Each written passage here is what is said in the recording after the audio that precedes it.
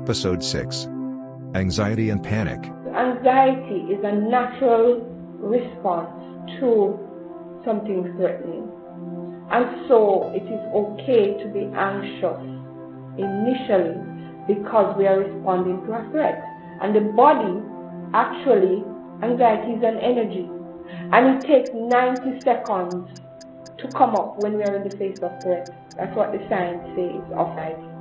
And so after the threat, we accept and understand the threat. Everything else having to do with the anxiety is about our minds and how we keep thinking about the threat. So it's our thought that maintains the anxiety, not the trigger itself. It's our thought. Because the body is so wonderfully built that it actually recovers as quickly as we can. So what we have to watch in this anxiety now is that after that initial whoop, COVID is here on us, we now must recognize that we are in control. So we don't want anxiety to move to panic. We want to remain calm, and there are a number of ways that we can do that. So accepting that it is here, practicing deep breathing to help with the anxiety, progressive relaxation.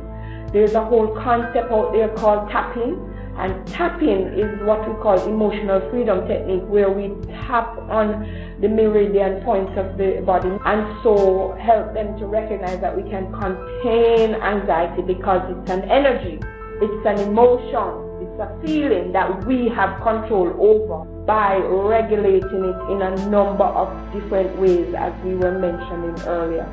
Panic now is anxiety exaggerated, and what panic does is create irrational behavior. You see people who are running from one place to the other, people who are doing this panic buying and so on.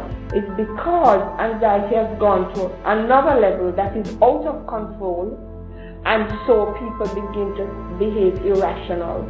But you have other persons, yes, there is a pandemic going on, but they have taken control of the energy of anxiety and regulating it to be able to cope and cope in a mentally well way.